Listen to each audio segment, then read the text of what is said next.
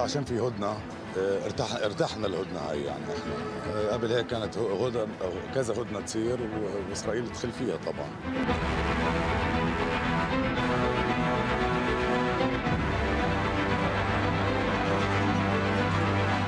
אני לא שמסתמכת על חמאס אף פעם. היה לנו 3-4 פעמים הפסקות אש במשך המלחמה הזאת. ראינו שהם לא נשמרו.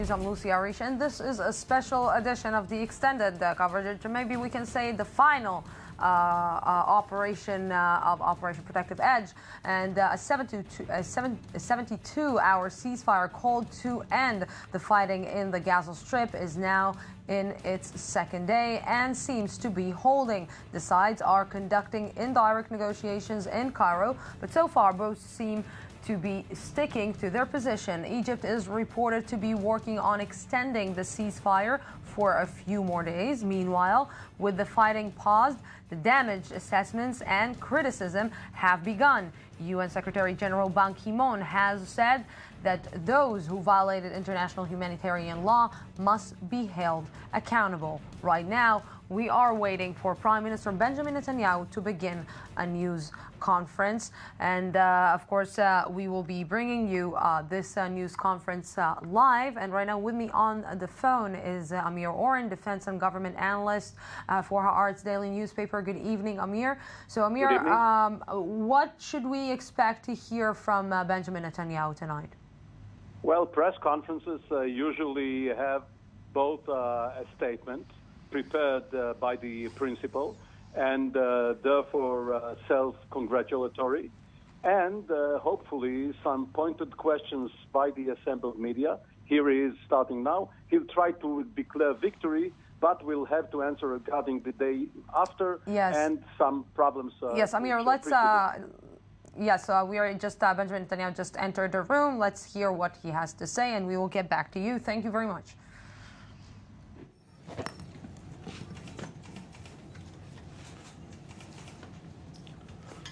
שלום לכם.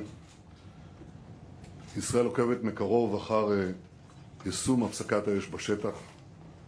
אנחנו ערוכים לכל מקרה שהפסקת האש הזאת תופר. צה"ל נמצא בשטח בכוחות מתוגברים. The IDF is in increased forces to give an answer for each scenario. The villages around the Gaza Strip, the forces there will stay to give more defense to the residents there. We can say that the situation and the security has increased than the last months before the operation.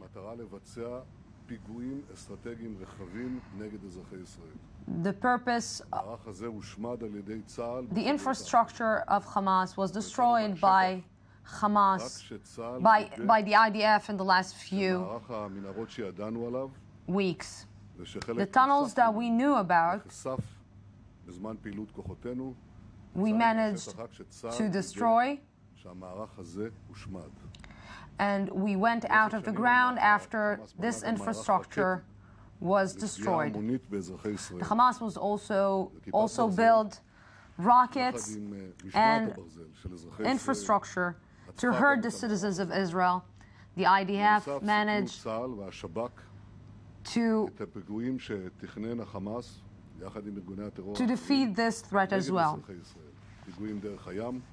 The Hamas tried to attack Israel from the sea, from the ground, and from the air. In the benefit of all Israelis, כתושבי עוטף עזה, and we are all have to thank the IDF soldiers. כולל גם הבטחה מתוגברת ששמנו סביב היישובים. What we should do, and what we are doing, is to put more security around the villages next to the Gaza Strip, and we are working אני מבקש לשוב to ולשבח את צה"ל על כל חייליו ומפקדם. I want to say again, thank you for all the soldiers, for the Chief of Staff, Benny Gantz, all the soldiers, the reserves, and the soldiers who are working on the ground. מתוך מסירות עמוקה, מתוך אמונה עמוקה בצדקת הדרך שלנו. They had dedication to the mission, to the targets, belief, and morals. I salute you, and all the world and all Israel is behind you. With the defense minister and the chief of staff, we went to this operation to retrieve the quiet to the citizens of Israel and to make sure that the quiet will stay. I'm going out against the anonymous sayings that are going against the IDF. The IDF is a strong army. They achieved a lot in this operation. They reached the targets. They brought intelligence information. Our army, all the officials and officers, they are amazing people with amazing abilities, and we have to thank them. All the people of Israel are with the IDF. I'm proud of this military, and we will stand by this military. I'm proud to be the Prime Minister of you, of the people of Israel, the people that work together and were giving love and standing behind the military and the people who are living in the south. The hug that we gave to the families who lost their children is going to be forever. I talked with a lot of them, and I will talk with all of them in the few days. I know them. I know what their pain. I know their pain, and I know what they're feeling. From here, I'm sending a fast recovery to the IDF soldiers who are still injured. And I'm sending a message to the families and to say that we will stand behind you, and we will stay behind you until you will recover. I want to praise Secretary of State John Kerry to disarm the Hamas on the Gaza Strip. I thanked him for the support.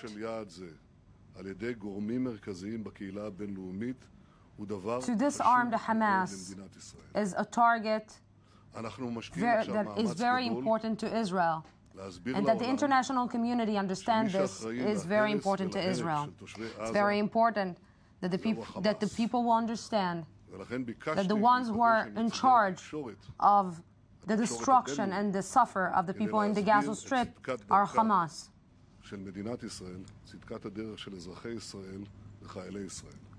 We don't need to justify our way. Just now, when the reporters are coming out from the Gaza Strip, they are able to show the truth that Hamas prevented them to show. And now I want to show you some examples of the footage. We have footage of rocket attacks and the reports. A lot of residential and hotel buildings all around. And so if Hamas does fire a rocket from here, it will have immediate consequences for everyone around here.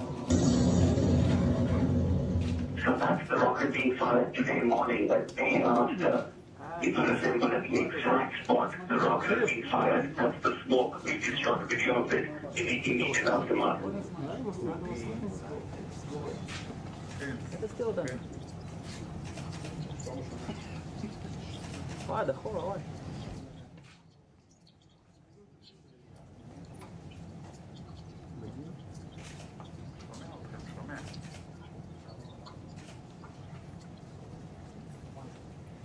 Now, gentlemen, we had more. We spoke to the journalists involved. Some of them are still in Gaza, and we didn't want to endanger anyone, but there are more examples. Maybe you are familiar with them, but we deliberately left them out. These are IDF footage where you see how careful the IDF is not to hit civilian targets. Some of you have seen these before, but you see clearly how first the IDF fires a warning shot, providing civilians with ample opportunity to evacuate the area. And here you see residents leaving the house. Here you see actually a different example of civilians climbing on the roof of a building because they've been asked to act as human shields.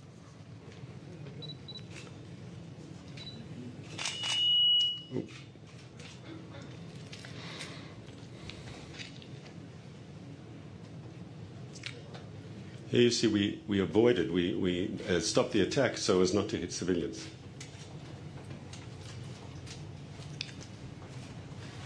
Prime Minister. Well, these are Palestinian terrorist attacks who are firing mortars from the vicinity of a UN school. This is the... Does it not show on the screen? No. Okay. Well, the rectangle that you see in the center is the UNRWA's Shahada al-Manas elementary school for boys. That's the thing that you see there in reddish color. And you see right around that, 4 mortars fired, 5 mortars fired, 1 mortar fired, 1 mortar fired, right around that school. It's very important to see that and to understand what kind of conditions our forces are facing from Gaza. Here's a terror tunnel near a school. You see the big building to the right of the arrows. That's a school. You see civilian houses a distance of a few meters. A mosque literally touching the school. Civilian houses around it. This is where the terror tunnels are dug. May I say that in many places, the terror tunnels were dug from homes. From inside the homes. So that is an example, again, of the use of civilian areas both to fire rockets at our civilians and to dig the terror tunnels for the death squads to reach and our people, kidnap and kill them. I expect now that the members of the press are leaving Gaza, or some of them are leaving Gaza, and are no longer subjected to Hamas restrictions and intimidations, I expect we'll see even more documentation of Hamas terrorists hiding behind the civilian population, exploiting civilian targets. I think that's very important for the truth to come out. The goal of Operation Protective Edge was and remains to protect Israeli civilians. That means to protect our people from roughly 3,500 rockets, 3,500 rockets that Hamas and the other terrorist groups have fired on our cities, on our towns, on our civilians, on our children in the last month. The goal of this operation was to protect our people from the threat of terror tunnels built to send death squads into Israel, to commit terrorist atrocities against Israel's civilians, to kidnap and to kill. Israel deeply regrets every civilian casualty, every single one. We do not target them. We do not seek them. The people of Gaza are not our enemy. Our enemy is Hamas. Our enemy are the other terrorist organizations trying to kill our people. And we've taken extraordinary circumstances and measures to avoid civilian casualties. The tragedy of Gaza is that it is ruled by Hamas, a tyrannical and fanatical terror group that relishes civilian casualties. They want civilian casualties. They use them as PR fodder. So it's not that they don't want them. They want them. And they pretty much say so. Indeed, Hamas has adopted a strategy that abuses and sacrifices Gaza's civilians. They use them as human shields. They endanger them and deliberately increase the death toll.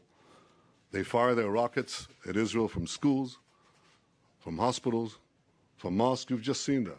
From urban neighborhoods. And right next to schools where journalists are staying. You can discover that for yourself. Of course, nearly everyone says that they support Israel's right to defend itself. And we appreciate those who say this. But there are those who refuse to recognize or to let Israel exercise that right. They would allow Hamas to attack with impunity because they say they're firing from schools or from mosques or from hospitals, and Israel should not take action against them. That's obviously a mistake. It's a moral mistake. It's an operational mistake, because that would validate and legitimize Hamas's use of human shields, and it would hand an enormous victory to terrorists everywhere and a devastating effect to the free societies that are fighting terrorism. If this were to happen, more and more civilians will die around the world, because this is a testing period now. Can a terrorist organization fire thousands of rockets at the cities of a democracy? Can a terrorist organization embed itself in civilian areas? Can it dig terror tunnels from civilian areas? Can it do so with impunity because it counts on the victimized country to respond as it must, as any country would, and then be blamed for it? Can we accept a situation in which the terrorists would be exonerated and their victims accused? This is the issue that stands not only before the international community today regarding Israel, it stands before the international community with a wave of radical terrorists that are now seizing vast cities, civilian population, and doing exactly the tactic that Hamas is doing. That's exactly what ISIL is doing, what Hezbollah is doing, what Boko Haram is doing. What Hamas is doing is what Al-Qaeda is doing. And the test now is not merely the test for the international community's attitude towards Israel, an embattled democracy using legitimate means against these double war crimes of targeting civilians and hiding behind civilians. The test is for the civilized world itself, how it is able to defend itself. Israel accepted and Hamas rejected the Egyptian ceasefire proposal of July 15th. Now, I want you to know that at that time, the conflict had claimed some 185 lives. Only on Monday night did Hamas finally agree to that very same proposal, which went into effect yesterday morning. That means that 90%, a full 90% of the fatalities in this conflict could have been avoided had Hamas not rejected then the ceasefire that it accepts now. Hamas must be held accountable for the tragic loss of life. It must be ostracized from the family of nations for its callous abuse of civilians. And Hamas must be prevented from rearming as part of Gaza's general demilitarization. That is the sure way to guarantee that this conflict will not repeat itself. And I'm very glad that Secretary Kerry and others have put forward the need to demilitarize Gaza. This is a long-standing Palestinian obligation yet to be fulfilled. Setting anew this long-term goal is important for Israel. It's important for the people of Gaza and for all of us who want to see an end to the violence and an end to the suffering. Every civilian casualty is a tragedy of Hamas's own making. I think the Nobel laureate Elie Wiesel put it best when he said, Hamas is engaging in child sacrifice. And this is something for which it must be held accountable. For the sake of all our children, it must not be allowed to get away with this. Thank you, Prime Minister. We'll now do questions. First question, New York Times, Isabel.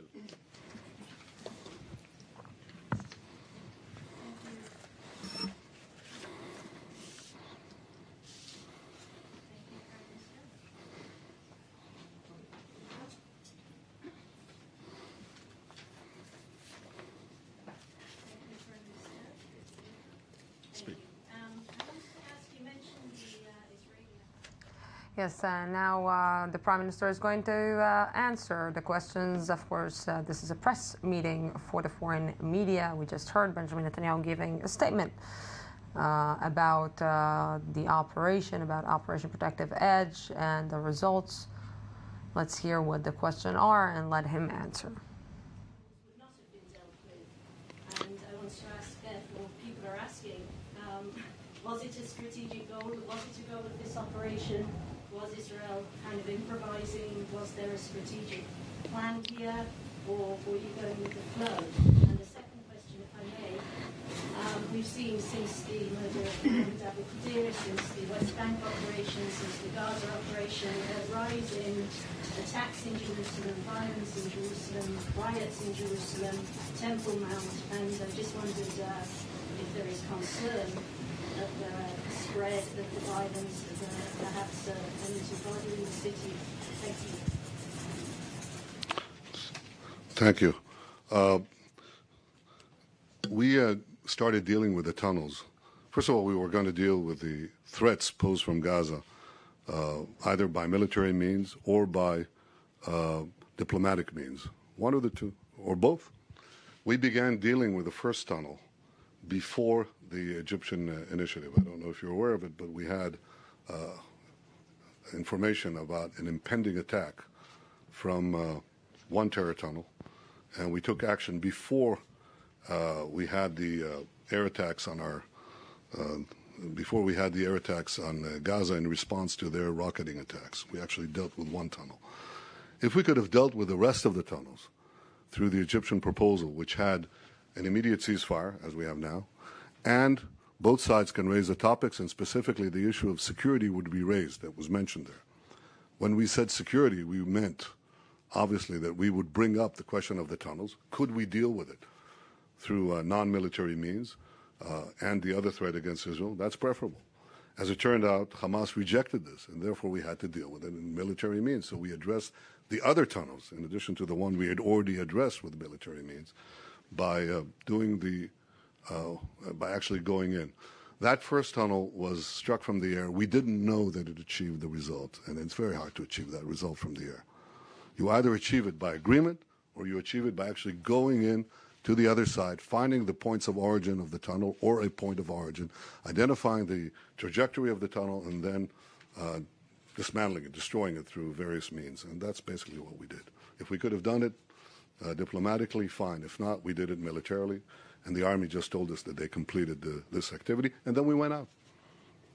We went in to deal with the tunnels. We went out after we finished dealing with the tunnels.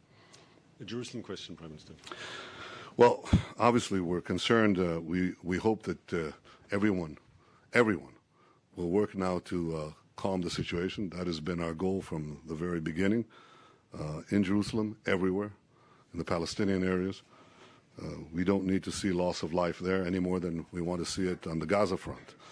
I want to make sure that you mentioned the Temple Mount, so I want to make sure that everyone understands that Israel respects and will continue to respect the status quo on the Temple Mount. We know that there are arrangements there, including the traditional role of the Hashemite Kingdom of Jordan, and we are not about to change it. CNN in the front row. Prime Minister, Simon Wilson for CNN. First of all, the IDF has suffered the largest casualties yet in any Palestinian-Israeli conflict. We understand 61 soldiers killed, 3 civilians. We've seen more than 1,800 people killed in Gaza, 900 or almost 1,000 of which are civilians estimated. Do you really feel that your actions, Israel's actions, were proportionate? And were you using the appropriate precision weapons, even if Hamas is using them as human shields? And a second question, no, if please, I may. We won't have, can I ask one question? Not everyone will be able to ask if you do too. And we want to let as many people ask. Please. Why don't you ask the first question? Let me answer that. Then you can ask the second question. Why don't we do that?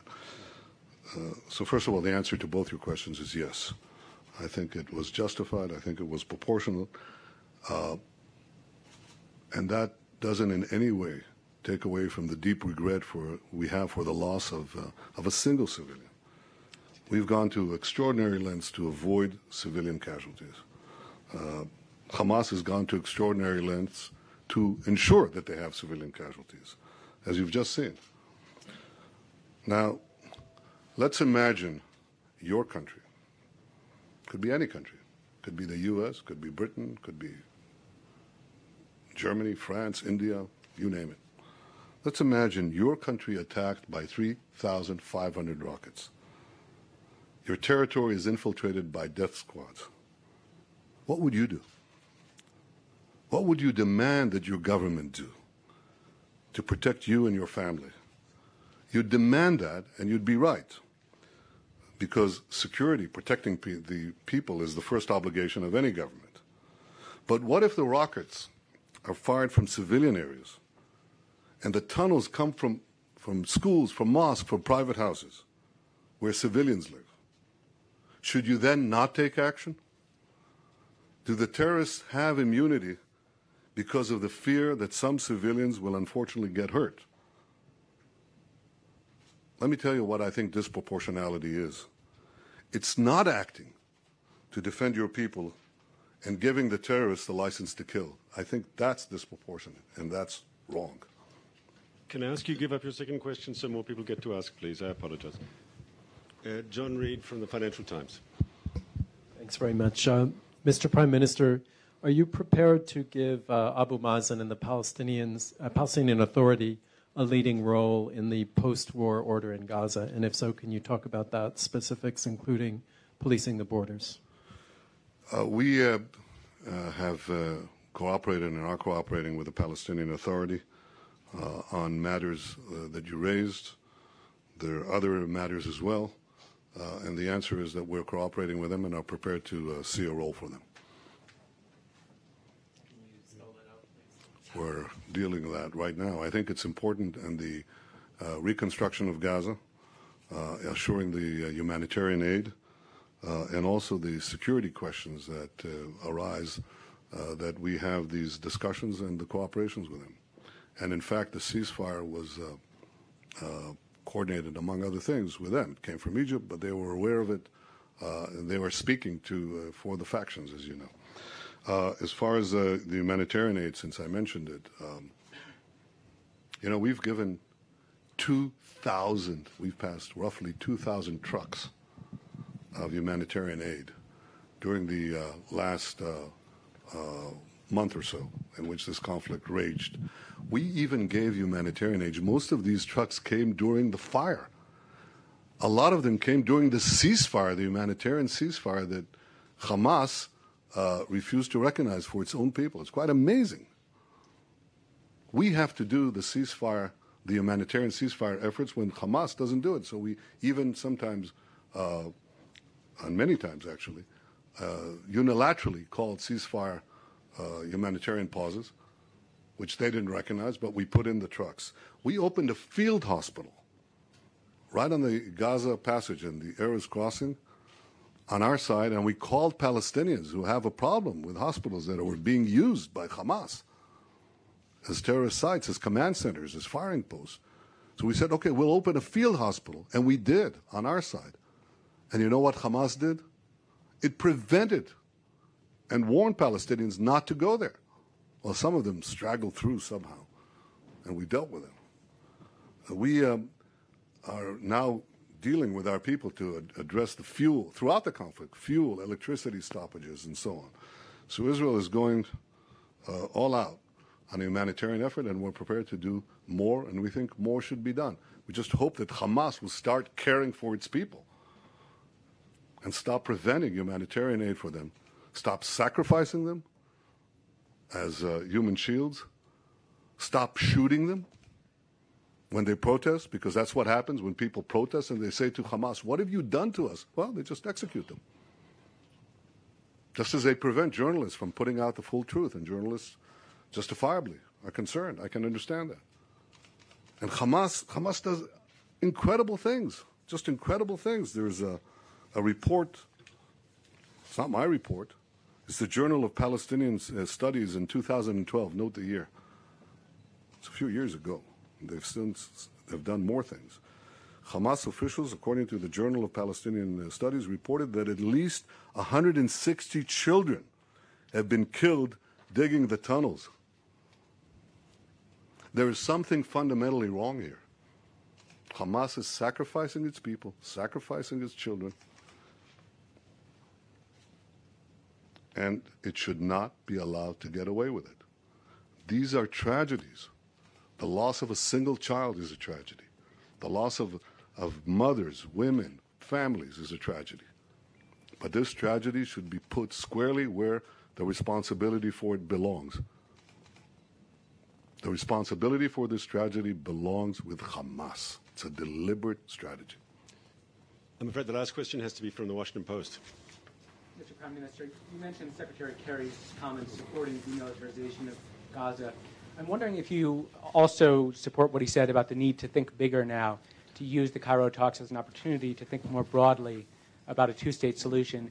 And if so, what will Israel do to move in that direction? First of all, I had a very good conversation with Secretary Kerry today. We work very closely with him and with the U.S. administration, with President Obama throughout this operation and before. There are reports of the substance and the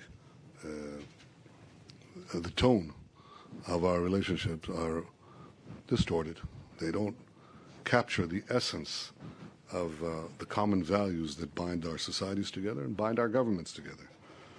And I appreciate the support that the United States has shown for Israel's right to self-defense and the appropriation that I asked for an additional $225 million of support for Iron Dome. I think these are all very important things for which the people of Israel are deeply grateful. And I want to express that. I think the Secretary's statement on demilitarization as a strategic long-term goal is very important. I think he's right that there are opportunities now, perhaps opportunities that we've not seen before, with a realignment of important parties in the Middle East to be able to fashion a new reality, one more conducive to the end of violence, to the establishment of calm, sustainable peace, or at least a sustainable quiet, which can lead to other things. That has yet to be seen, but that is a goal, I think, worthy of exploration and pursuit. That's my goal. I'm afraid we have to finish. We're short of time. I thank you all for your patience, and I apologize to all those who couldn't ask questions. There'll be other opportunities. There will be other opportunities. I thank you. Thank you. Welcome back. We just heard Benjamin Netanyahu giving a statement to the foreign press explaining the last 30 days of Operation Protective Edge, giving a briefing. And right now, joining me to give me a briefing, Mr. Danny Gillerman, Israel's former ambassador to the United Nations. Good evening. Thank you very much for coming. Good evening. And senior Middle East analyst, our senior Middle East analyst, Ali Waqid. Good evening. Thank you very much for coming. Let's just start with basically.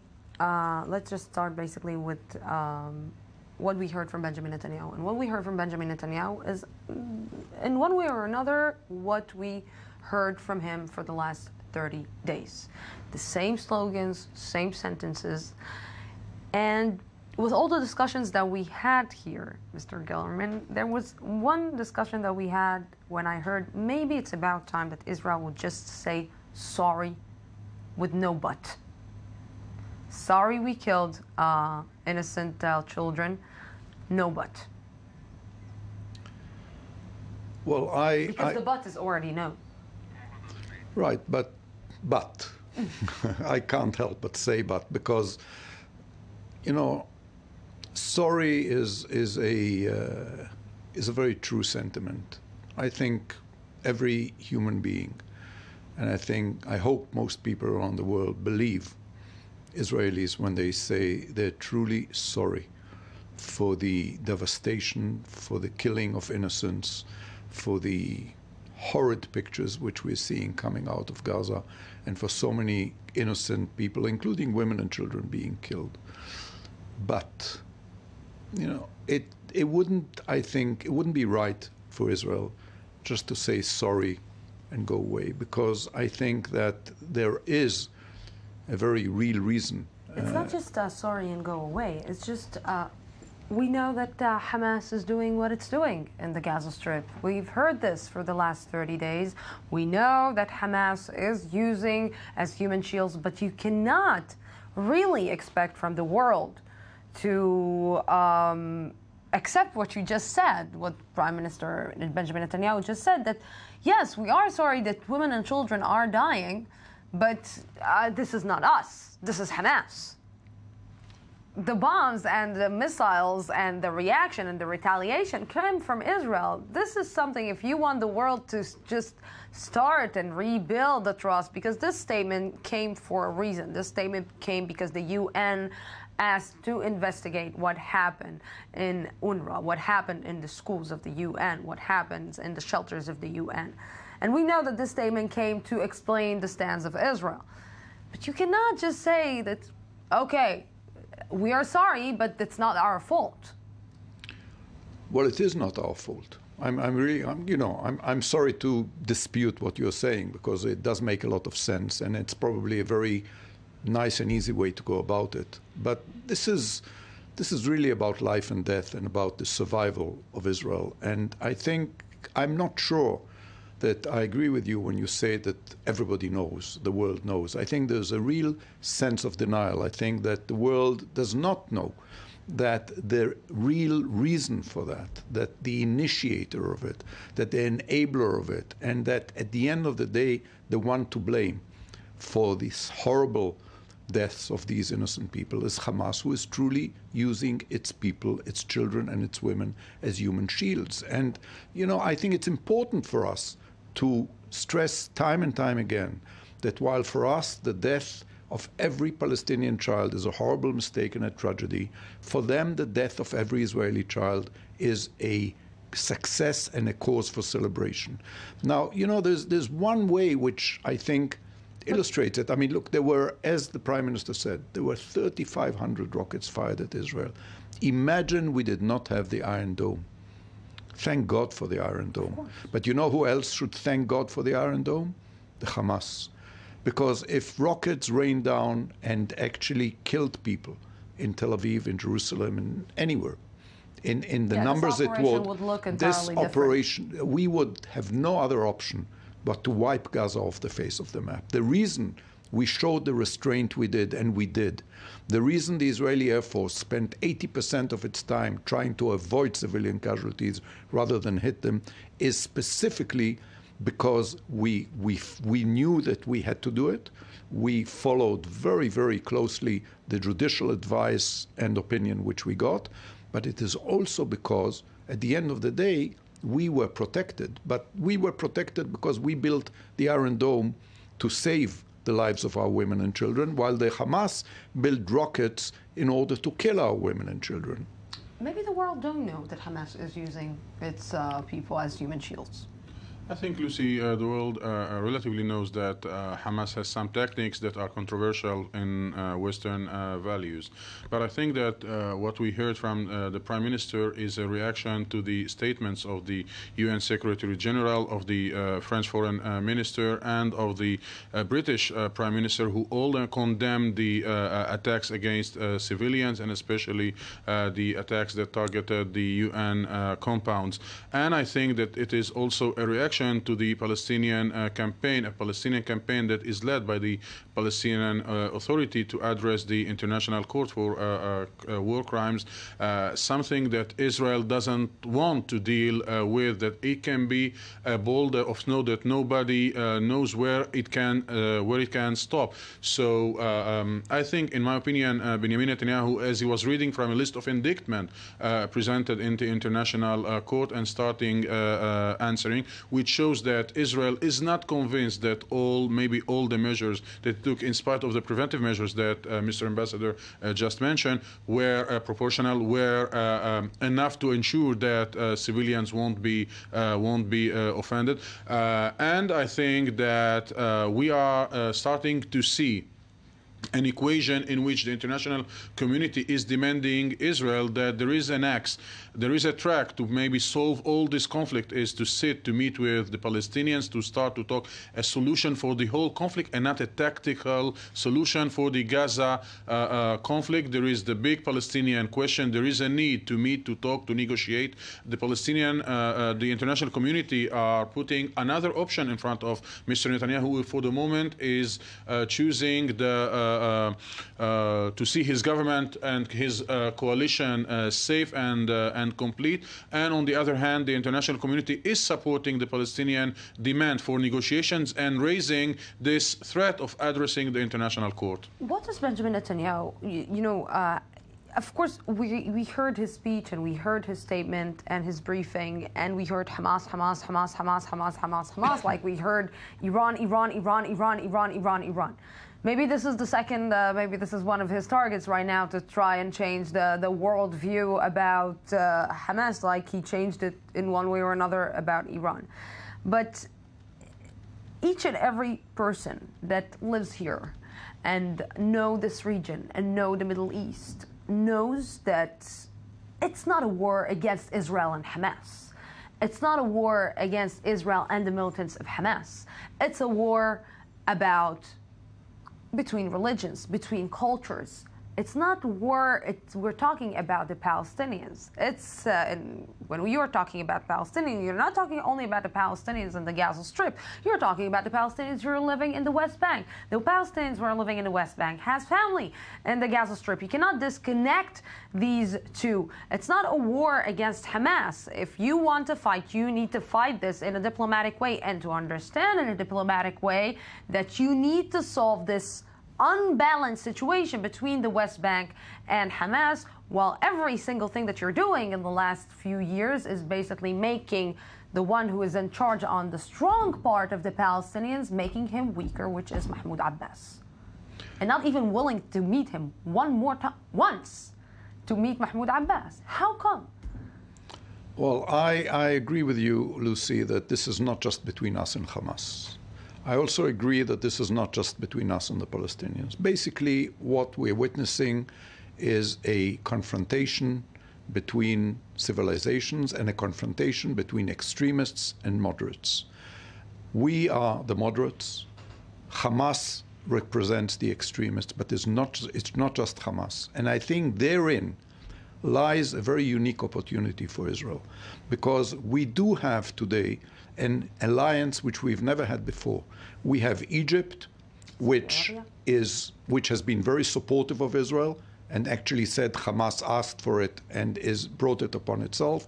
We have Saudi Arabia, we have some of the Gulf countries, and this is coming in the midst of another battle, of a battle for supremacy and leadership of the Arab world, of the Muslim world, between two countries that are not even Arab, Turkey and Iran.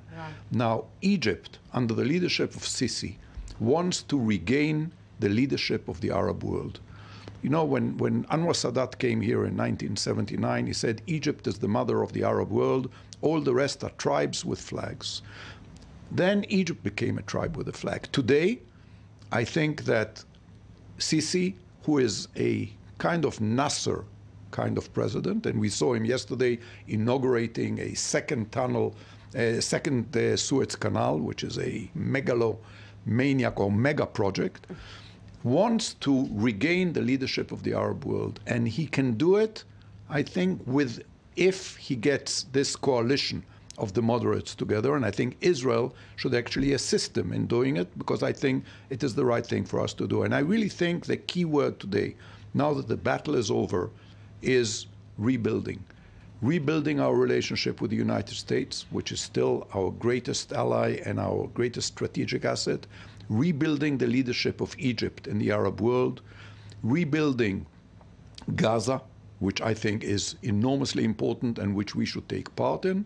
And as a result of all these three, rebuilding Israel's position in the world. I think what we witnessed today at the General Assembly should not rattle anyone. I was there for 6 years. I know this game very, very well. It's a foregone conclusion. And the United Nations, unfortunately, does not just have double standards. It has triple standards. It has a standard for totalitarians, it has a standard for democracies, and it has a standard for Israel. The one who surprised me, I must say, was the Secretary General of the UN, because beyond the fact that I think he's a friend, and beyond the fact that I think he's a sensible and moderate person, he is also a Korean. And as a Korean who has lived all his life next to a rogue regime that keeps his own people hostage and develops nuclear weapons, he, better than anyone else, should understand what Israel is up against. It's just in a short while. I know you want to, we have only 30 seconds until the break, and then we're going to an exclusive interview that we had with Ahmed Krea, the former Prime Minister of the Palestinian Authority. Special interview, exclusive interview, where we will hear what he has to say about the current situation and about what is going to happen. Gentlemen, thank you very much for this. And we're going out for a small break, 2-minute break, and then I'll be back.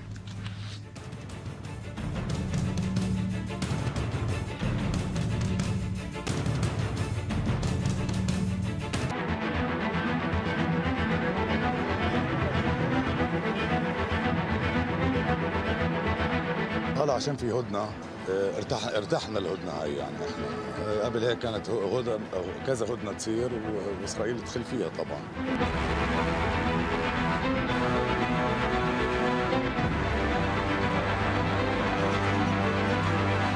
אני לא שמסתמכת על החמאס אף פעם. היה לנו 3-4 פעמים הפסקות אש במשך המלחמה הזאת. ראינו שהם לא נשמרו.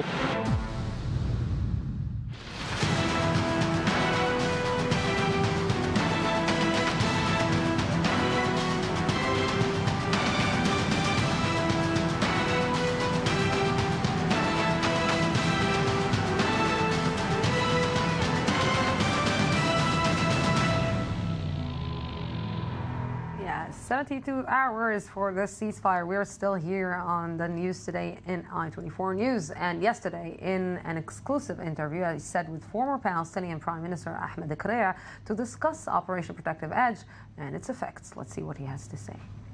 Mr. Krea, thank you very much for giving us this interview. You know, we are after really hard days passing on the Israelis and on the Palestinians, especially on the Palestinians who are living in the Gaza Strip. Today, we can say that it's the beginning of the Egyptian initiative, maybe a beginning of a new phase or a new solution for the Israelis and the Palestinians. You've been there almost all along, from the beginning. Do you think that there is still a solution between Israel and the Palestinians? Well, let me say first that it's a catastrophe. There are two sides to this aggression, or let's call it war.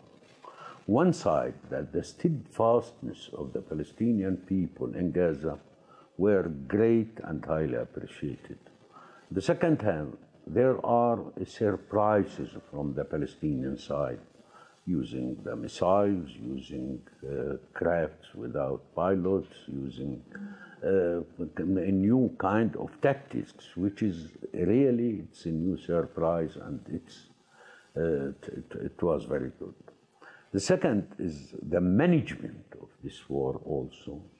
The third thing from the side is the national unity of the Palestinian people. To see that today there are a delegation in Cairo from all the Palestinians, movements, and groups, etc. Their representation for all the Palestinians in that delegation, representing the PLO, which is, I hope that it will continue in the same way.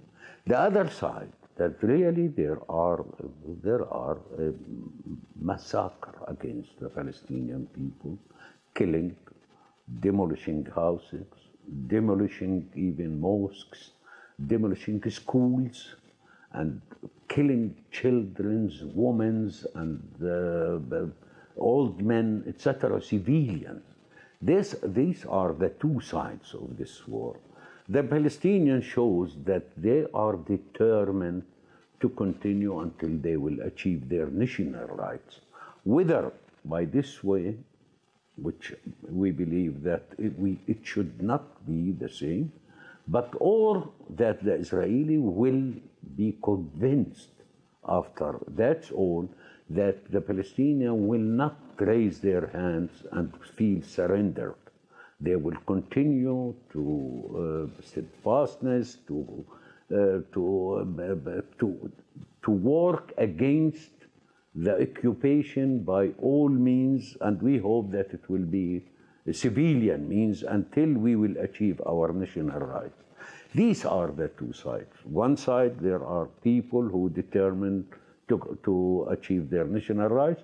On the other side, there are massacres that the Israeli will really destroy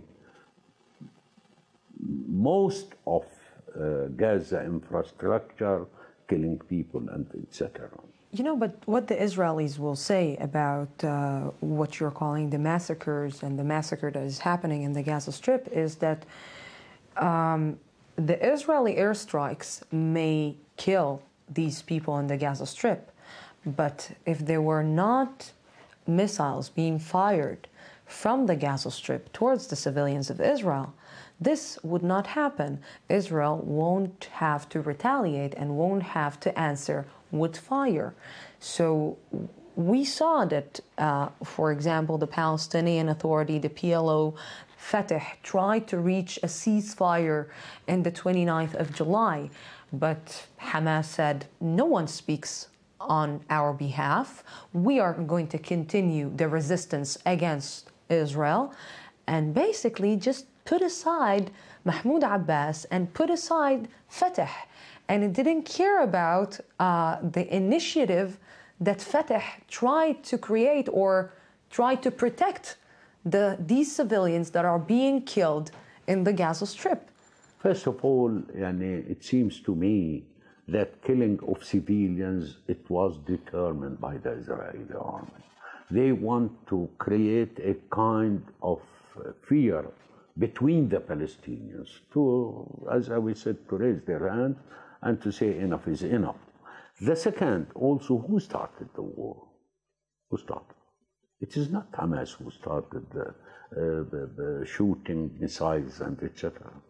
It's the Israeli who started. When they started in the West Bank, after Abu Khdeir, when they put the fire, when they put the fire in his mouth and they killed him, in a way they fired him. They put fire, benzene, and then they fired the boy. And after that, they arrested more than 1,200 Palestinians. I will let you continue. I will let you continue. I just want to remind you what happened before Abu Khdeir. Before Abu Khdeir, there were 3 boys who were kidnapped and murdered by Hamas. So this started with the 3 boys. If we want to start before, by 14 years of missiles being thrown to the southern Israel. The question is not whether Hamas started or not Hamas. The question is that the occupation continued, and they don't want anybody to even to talk against the occupation. This is, unfortunately, the Israeli, instead then to come to say, let's sit to the table and free wide. This is the term of reverence. Let's work together to solve the problem. They want to keep it. Why the Israeli were angry? They were angry after the national unity government being formed between Gaza and the West Bank. They started in the West Bank and then they moved to Gaza. I believe that it is a planned war. It's well organized and planned. By who? Planned by the Israeli. Only by the Israelis? Only by the Israelis? We don't have any other, let's say, hands who are playing in this war game as well? Qatar, Egypt, Saudi Arabia, the United Emirates, What's Jordan. the interest of Qatar to wage war? Qatar is sending money to Hamas. Qatar want to be regional power with this population, with this small country. But they don't, I believe that they have no interest wait or against the Palestinians. They will get nothing. They tried to be intermediary, and they are still working with Turkey as an intermediary to put an end to this war. But what's their interest? And Egypt, what's the interest of Egypt? Egypt, they want the situation to be quiet in Sinai and in Gaza, because many things comes from Gaza to Sinai. Now, and before, they want to control the situation against terror in Sinai. This is the interest of Egypt. Therefore, those who have interest, and I believe it is a calculation which is not correct, incorrect calculation from the Israeli side. They want to separate Gaza. That's the Israeli plan. They want to separate Gaza, go there, make a state, whatever they want, leave West Bank for us. We will control it. This is the strategy, I believe. I hope not. I hope I am mistaken. But all the framework, the term of reference of all the negotiation that we are talking from Oslo and up to date, we are talking about a Palestinian state in West Bank and Gaza. This is what we are talking about. So, if this is, like you're saying, maybe Israel's interest to keep Gaza apart, let's say that Israel's interest is this way. I believe that the Palestinian interest is to create this united Palestinians between Gaza and the West Bank. After we are seeing that Hamas is not actually listening to Fatah, if the keys will be delivered to Mahmoud Abbas, and he will have to control at the end of the day, at the end of this operation, he will have to control the Gaza Strip. Can he control the Gaza Strip? Can he actually manage the Gaza Strip the way that he wants? When we created the National Unity Government, which means Abu Mazen, Mahmoud Abbas, he has the legitimacy as a president of the PA and as chairman of the PLO. And therefore, he has this legitimacy, the National Unity Government between Gaza and West Bank, representative from West Bank and Gaza, which means that the Palestinians started to go ahead to work to unite Gaza with the West Bank. Why the Israeli, they are angry? You hear Bibi Netanyahu many times, he said. We don't want it. Why this government? Terrorism, etc., all these things. Why? Because the Palestinians want to be united? This is the reaction. When you unite the Palestinians, you know that you are uniting also with terrorists in the Gaza Strip. You know that you're uniting also, you need to control these terrorists. Beneath is Maria Therese. What is... Beneath what he is. He wants everything from the Palestinians. He wants to kill the Palestinians. He wants the Palestinians to leave the country and to go out. Let me rephrase it. What we're seeing that Mahmoud Abbas is doing in the West Bank is basically managing the West Bank and controlling the West Bank, and in a way reaching to a certain coordination with Israel to control what is happening in the West Bank, which means that Mahmoud Abbas is pretty strong in the West Bank. Can he impose this, let's say, strong strategic plan that he has in the West Bank on the Gaza Strip? Can he control the terror organizations that are right now managing the Gaza Strip? After we establish the National Unity Government, yes, he can. Because this is the condition of the coordination to reunite the country and to reunite the leadership. This is the... But the reaction from the Israeli was so much negative. Why the American recognize the government, the new government? European recognize the new government, except Israel, where they're angry and they're criticizes and terrorism. What kind of terrorism? All the ministers are not from Hamas or from Fatah. They are independent. This is the message. They don't want it. Believe me, they don't want it. Did Mahmoud Abbas forgive Hamas for what happened in 2007 in the Gaza Strip? It is not to forgive or forgive. This is not the question. The question, we are talking about the Palestinian people and the Palestinian leadership to be reunited on a very clear political program to achieve the national rights of the Palestinian people as it's been recognized and approved by the PLO. This is the question. This is what Mahmoud Abbas wants to do. He wants united country, West Bank and Gaza. He wants one government for both of them. He wants the PLO to be the umbrella of all. This is what he wants. Mr. Correa, are you tired? Tired? Why? From the negotiations with the Israelis? Really, yes. There is. You know, I'm from the beginning started. After when it started in Madrid, I was in a track, and then I was in Oslo, and then in all the negotiations.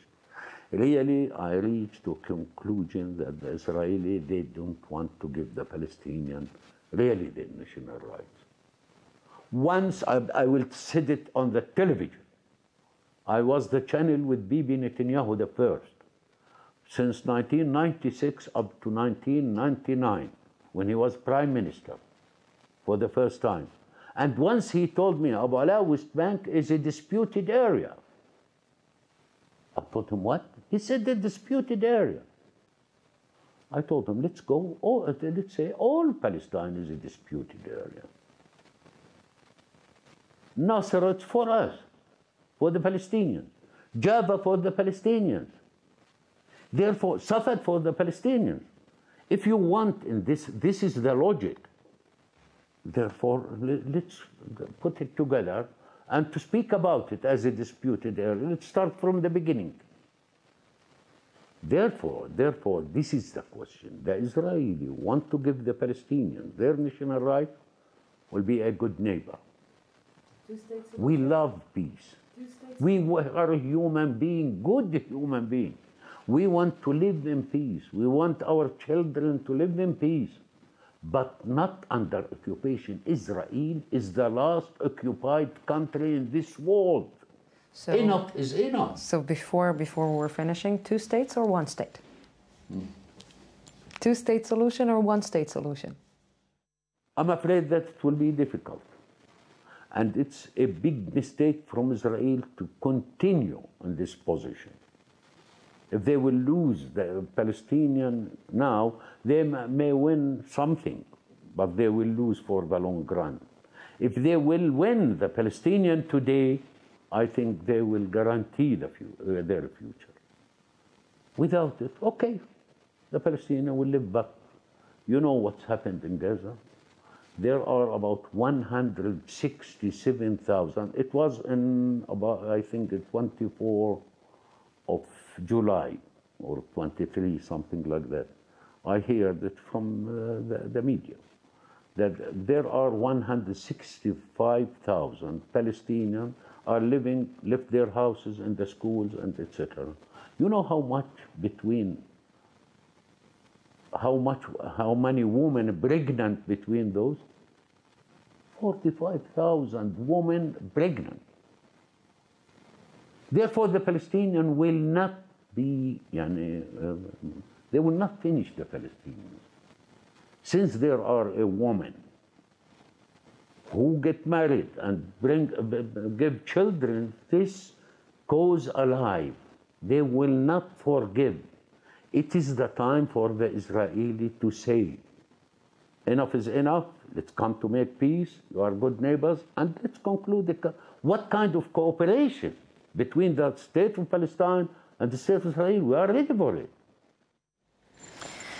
Mr. Correa, thank you very, very much for this interview. Thank you. Yes, that was Mr. Ahmed Correa, very kind to give us this interview in his home in Abu Dis. And joining me right now to discuss a little bit what we just heard is Ashraf Al-Ajrami, a former Palestinian Authority Minister. Good evening. Thank you very much for coming.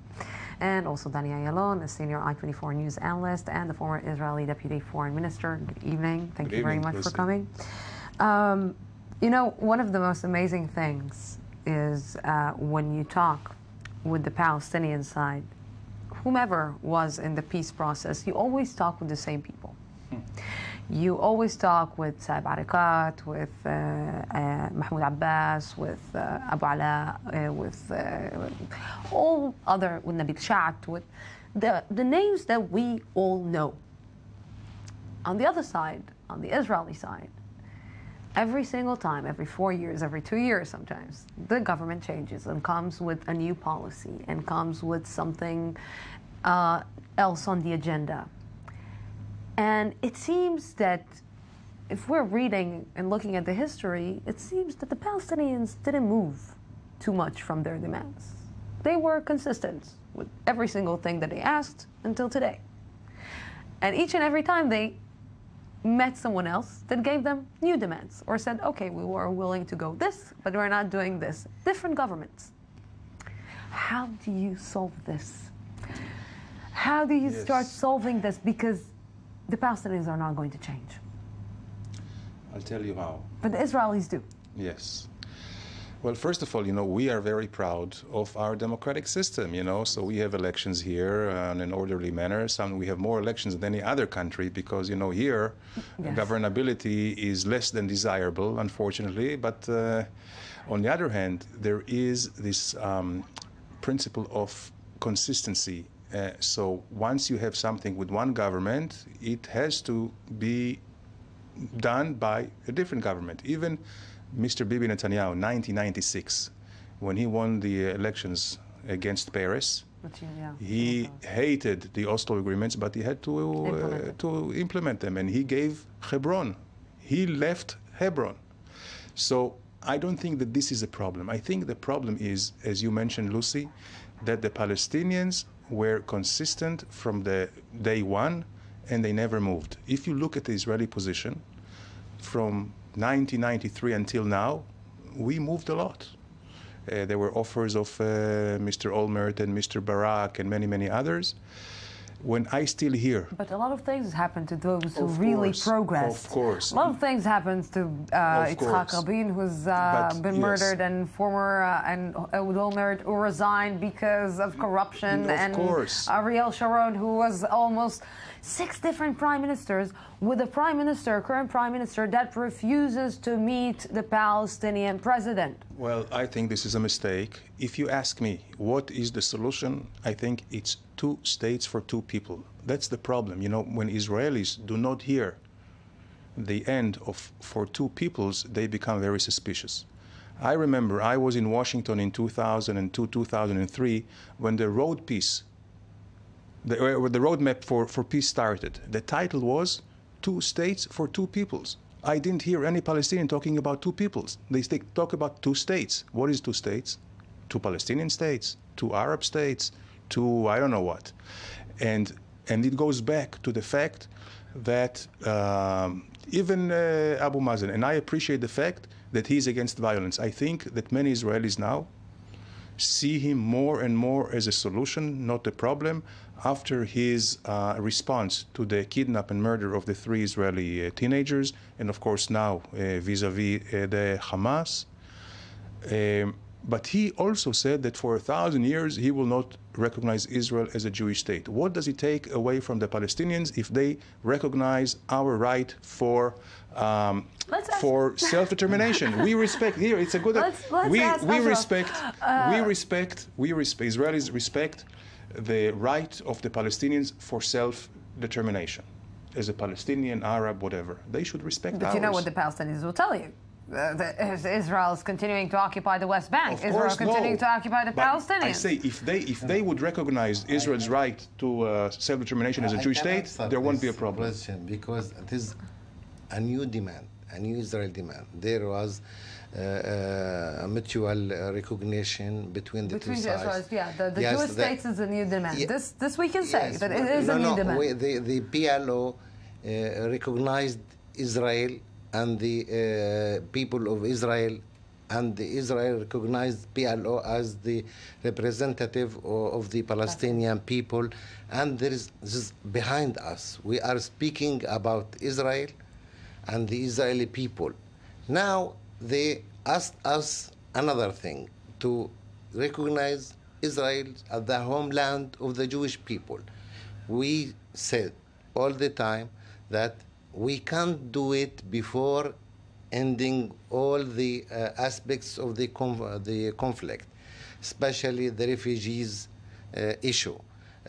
Also, there are demands from the Israeli Palestinian citizens also, that they feel that there is a discrimination against them, and they also want their equal rights in Israel. There are many things. When we hear Netanyahu in the famous speech, the Bar Ilan speech, he said very a clear message.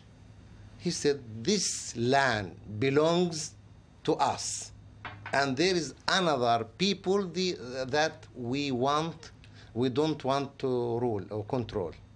But he did say two-state solution. No, this is not really. This is that we don't want to rule them. He said two-state solution. He talked about the two-state solution. That was so surprising in his speech that he really mentioned the two-state solution. Yes, but not in a clear way. Okay. He also didn't recognize our rights in this land. So it is difficult for any Palestinian to recognize the Israeli demand for recognize or recognition the home land for the Jewish people without hearing that the Israelis recognize our right in this land, not just to rule our society or rule our people even in one state. So let this issue until we find a solution for all the core issues for the negotiations, and after that it will be easy to deal with this matter. And there is another thing also. Israel did a peaceful agreement with Egypt and with Jordan, and there is no such demand. Israel, the prime minister of Israel, many prime ministers, whereas before Netanyahu, even Olmert, started the negotiations. There was no such demand from the Israeli side. So we saw this demand as an obstacle, just an excuse not to go ahead in the negotiation. Maybe, Mr. Ayalon, maybe Israel is putting some obstacles on the road to reach an agreement with the Palestinians? No. And I think if you really know the Israeli psyche, you understand it's not an obstacle. You know, it didn't come from Bibi. It came from Tzipi Livni. You know, it comes from the left, from the right, from the center.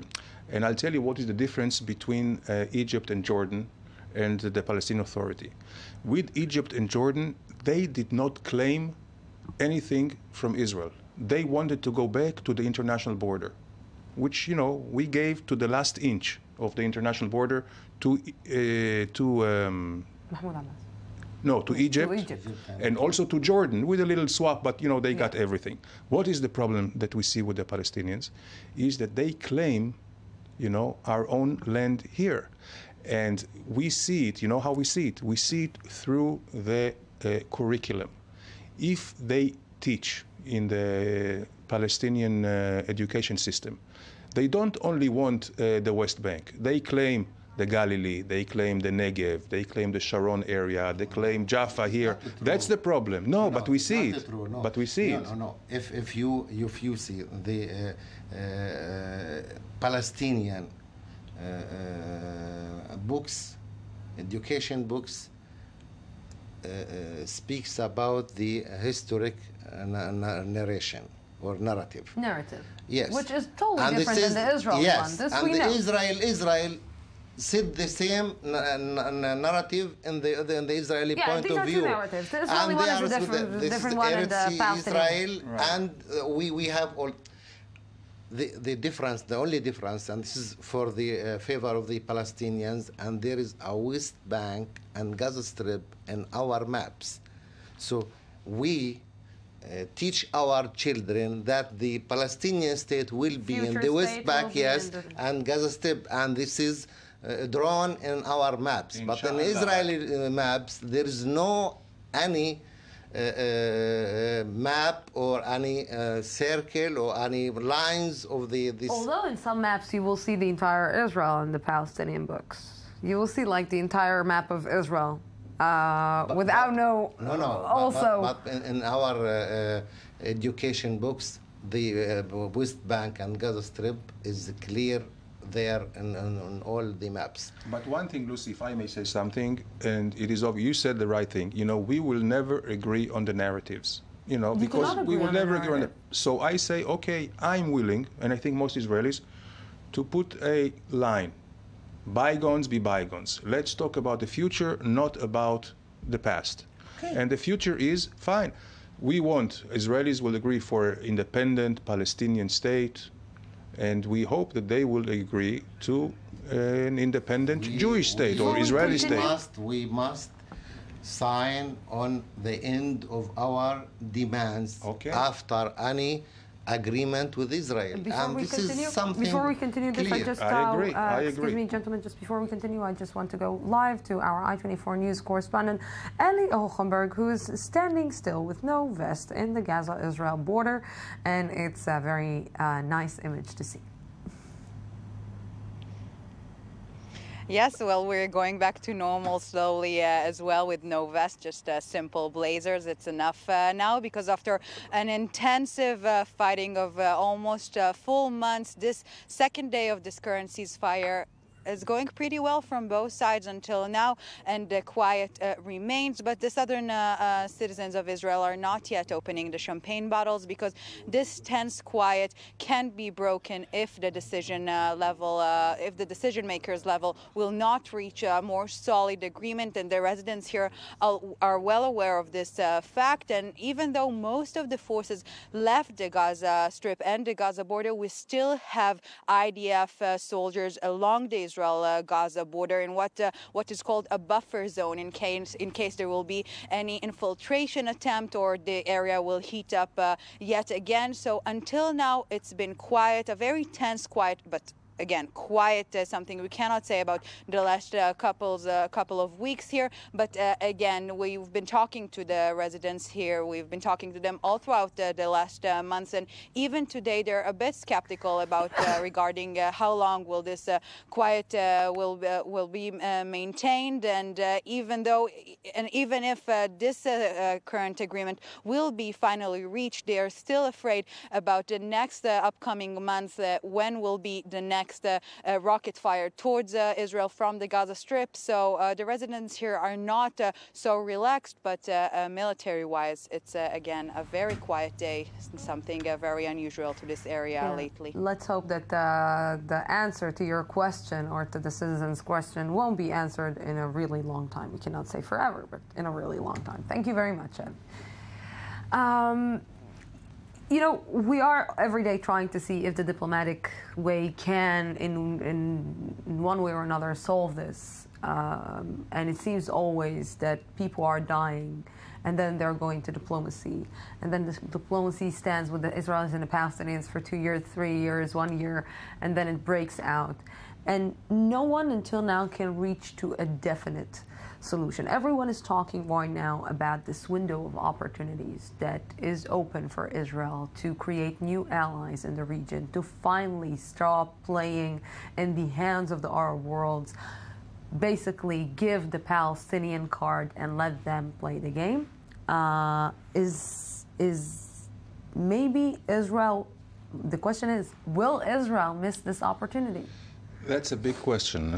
It all depends on Mr. Netanyahu. Right now, and I'm not sure that the coalition he has now may be ready or able for bold moves. Because you're right, I think there is a new geopolitics now, and there is an opportunity.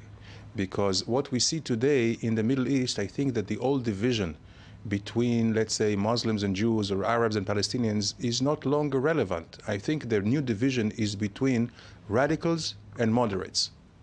And today there is a great convergence of interest between Israel and Saudi Arabia and Jordan and Egypt and the Palestinian Authority against Iran, against Hamas, against Hezbollah, against Daesh, against Assad. I think even against Qatar, unfortunately, you know, that they are playing very, very dangerous games. So I believe that we need to initiate something, maybe even if we solve the problem of Gaza right now with a real quiet, maybe bring the Palestinian Authority in some kind of capacity over there. It's still, we have to see if this is possible, because Hamas is not going to give in easily. Then we can go and think of something big. Bring in the Saudis and then the Arab League. Now, to bring in the Arab League is not going to be easy. Israel will have to pay something. What can Israel pay? The Arab League initiative or the Saudi initiative as a basis for negotiations. Maybe then, with the support of the Saudis and everybody, maybe we can do something. You know, we're always saying that Israel and the Benjamin Netanyahu will have another arena to deal with his inner political problems that he needs to deal with inside the coalition. But it seems, and correct me if I'm wrong, Mr. Ajrami, that Mahmoud Abbas will have to deal also with some problems inside the Palestinian government, with now Mohammed Dahlan coming up again and taking huge part in the discussions and basically being some kind of an alternative or what? Of who? Of how did he got back to the game? I don't think that Mohammed Dahlan is a threat for President Mahmoud Abbas. I think Mahmoud Abbas now is stronger than he was before this war. Because he took the leadership after the Egyptian role or intervention, especially the initiative, the Egyptian initiative. And I think it is now recognized even by the Israeli government that with the unity government or united government, they can deal, and they can also they have the interest to strengthen Mahmoud Abbas. But can Israel, maybe Mohammed Israel Dahlan will shift, is not. Yeah, but maybe Israel will shift to make Mahmoud Abbas stronger. But maybe some other sides, let's say Egypt, is more interested to make Mohammed Dahlan a little bit stronger than he is right now. I don't think so. They maybe want to make some kind of reconciliation between Mohammed Dahlan and President Mahmoud Abbas, but the Egyptians have their interest to make the Palestinian Authority control Gaza Strip. This is an Egyptian interest. It is security and national interest for the Egyptians, and I think they will do their best to make President Mahmoud Abbas strong enough to control Gaza Strip and maybe assist him to do that. So let's ask Isra Al-Mudallal, the Director of Foreign Affairs Department in the Gaza Strip, if the people in the Gaza Strip are waiting for the control of Mahmoud Abbas in Gaza. Good evening. Well, actually, first of all, I would like to say that I did answer your phone call to let you know about my rejection from your policy at I-24 News and its apartheid coverage. I'm so disappointed also from your presenter way, disrespecting, as she was laughing while I was talking once about crimes against our children after having me. You are here to listen, not to interrupt. And you are not professional enough. I-24 is the tongue of the Israeli narrative, and I don't agree. I think Isra, people who share in defending the occupation. At the same time, I do appreciate the boycott of the West Bank journalists and Palestinians in Jaffa. First of all, okay. So that was the call from Isra al-Mundalash that called us to criticize our job, which is good. If people are criticizing our job, it's very good. You get criticism from both sides? Yeah, if you get criticism from both sides, it means that you're doing a very good job. And I just want to add something. It is now an opportunity for the Israelis and the Palestinians and the Arabs also to choose a new kind of political process, because until this moment the kind of direct negotiation, even with the American intervention, didn't work. We want to choose another, and I think the Arab Peace Initiative is a good base for start a new process, and it can lead to the two-state solution with backing of the regional support and international support. This is something that we can do it with a regional conference, international conference, with a new kind of peace process, not returning back to the old one that didn't work until this moment. And I think the important thing of this war is no military solution. It's not. No one can win this war. But again, it's not a military solution. But when you put Israel in the, like we just heard just a few minutes before, and that the Iron Dome protected also the Palestinians in one way or another, because if these missiles would have landed in Israel and would have hurt people, Israel would have got all in. Israel would have, we can say, this operation could look entirely different. So in one way or another, when you have from the other side militants who are not stopping, either if it's Hamas or Jihad or any other militant group that it's right now controlling or not controlling the Gaza Strip, when you have this, you cannot expect that Israel won't. No, we must not wait. Won't answer or won't retaliate. The next round of violence, we have opportunity now to deal with ending the occupation and to have two-state solution for two states for two people solution. This is the only way to stop all kind of violence, not just the Palestinian violence. There is a settlers' violence. There is the IDF violence. Everywhere with this conflict, no way to end this violence without a solution, peaceful political solution. I agree. First of all, I agree there is no military solution. I think it was Ariel Sharon who said, the end of occupation in 2001, August 2001. I remember that because I was his foreign policy advisor. And at the end of the day, I agree. We have to sit together. Whether we need the fanfare of a big conference, I'm not sure. Big conferences did not really succeed, not in Madrid and not in other places. I think we should talk together, even without the Americans in the room. Just talk together. If there is, and we have to rebuild the trust. There is no trust, unfortunately. Certainly no trust between Mr. Netanyahu and Mahmoud Abbas. But maybe we can start, through some senior aides of them to meet together quietly, without the press, without anything, and then build it up for them to meet. Inshallah, we can do something. I think this is a very opportune time. I know there are many, many political problems, but I say here, if Mr. Netanyahu or any Israeli government comes with a plan that there is recognition and security for Israel, 80% of the people will go for a two-state solution for two peoples. The solution back on the table. Who knows? Maybe this time it will work. Gentlemen, thank you very much for this. And of course, you will accompany me during the next few days, and we will talk about this initiative and the ceasefire even more. Thank you very much.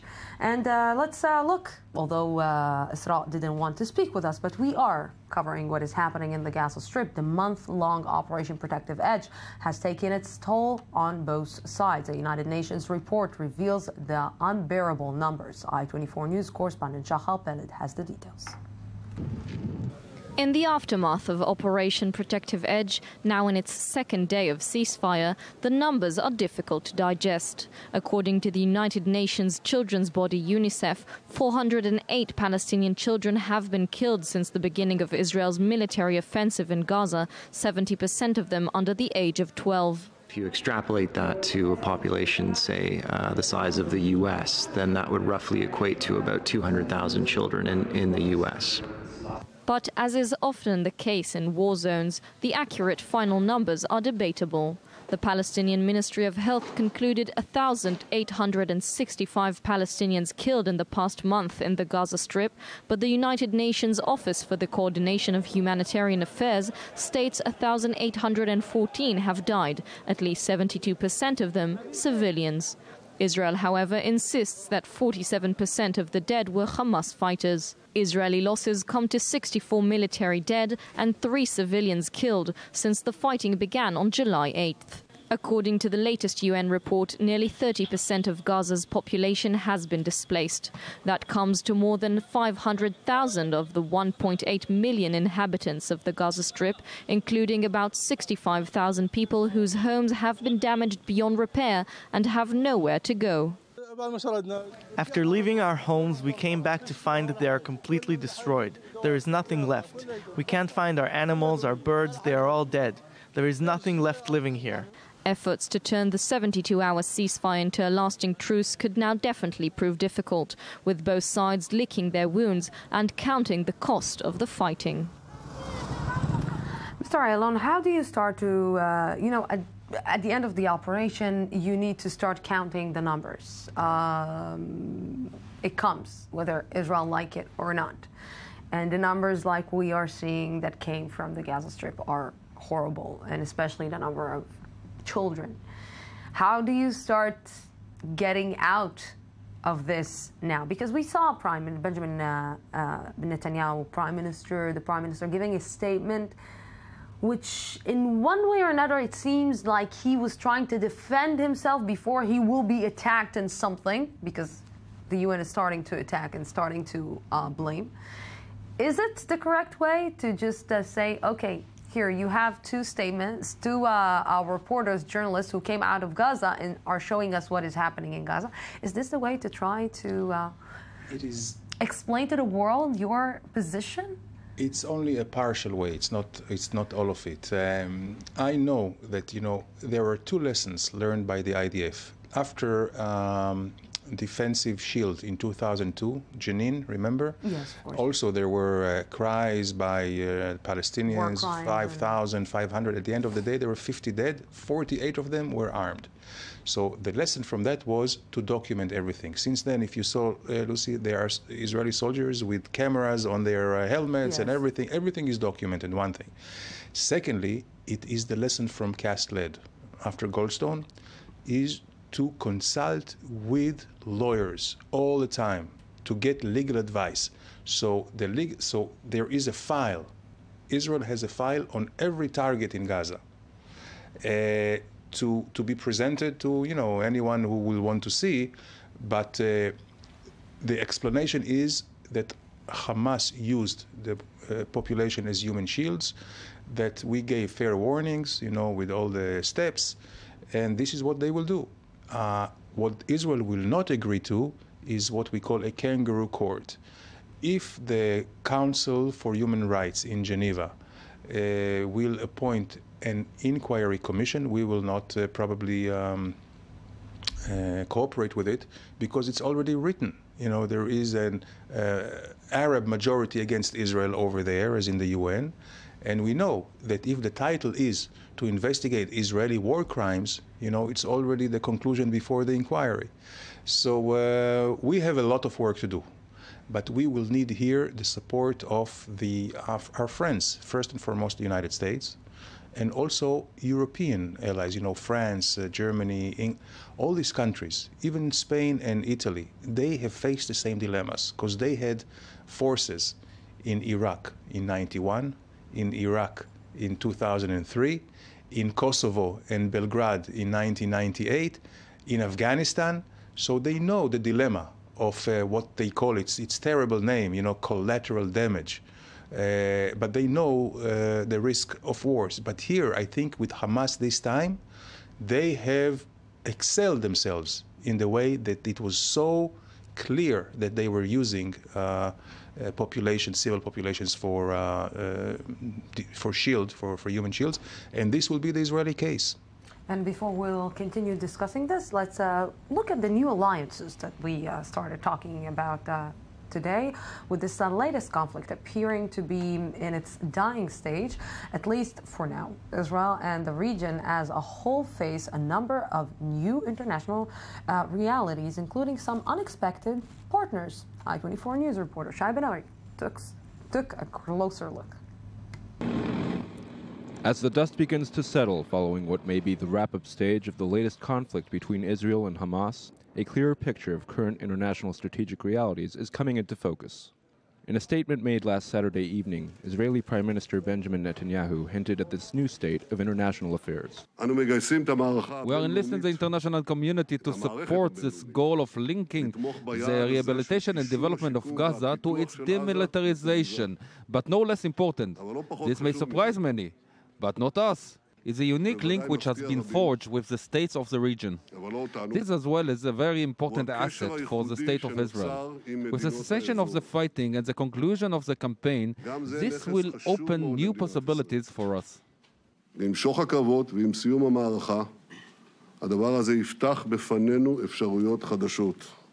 most significant of the links the Prime Minister referred to have been forged over the past few months with the Sisi regime in Egypt. The Israeli and Egyptian governments share a mutual interest in weakening Hamas. Within Egypt, Sisi has cracked down heavily on Hamas's sister movement, the Muslim Brotherhood. The Saudi regime also shares interests with this anti-Hamas axis, as does Jordan. The Palestinian Authority finds itself in a more complicated situation. It too stands to gain from weakening Hamas, but at the same time cannot afford to disconnect itself from the plight of the Palestinians in Gaza. This axis, which emerged from the chaos of the Arab Spring, also shares interests on such varying issues as Iraq and Syria, where the rise of jihadist elements has led to most members supporting the survival of the Assad regime, Lebanon, where all members oppose Hezbollah, and the Iranian nuclear program, which worries many in the region, as was revealed in documents leaked by WikiLeaks back in 2011. One of the more interesting developments in this context is the disappointment shared by members of the axis concerning U.S. foreign policy in the Middle East, with several expressing dismay following what was perceived as an American attempt to appease the rival axis of Qatar, Turkey, and Hamas during the latest crisis. It remains to be seen exactly how these relationships will shape realities in the region in the months to come. And joining us right now in the studio, also Professor Asa Kasher, an Israeli philosopher who wrote the IDF's Code of Ethics. Good evening. Thank you very much for coming. Good evening. You know, one of the biggest claims that we will hear, or let's say sayings that we will hear from any Israeli prime minister or any Israeli who is living in Israel, it will be that the IDF is the most ethical army in the world and humane army in the world. Can humanity and army and ethics go together in the same sentence? Of course they can go together, and actually there has been a tradition, something like 15 centuries long old, of their going together, which means that there are regulations, there are principles, there are norms that should be followed. In the 20th and even 19th century, conventions were written, the Hague Convention and the Geneva Convention, that the world, at least the democratic world, abides to. So, of course, they go together. And on the contrary, where each of your activities might have fatal consequences, it is the right place for introducing rules and regulations and rules of engagement and commands and procedures and everything that sees to it that on the one hand you are effective, you accomplish your missions, which are vital, and on the other hand your force is restrained. You use it just to the necessary extent. And how do you explain this to the Palestinians, that 408 children were killed in this operation? How do you explain to them that the IDF is an ethical, human military?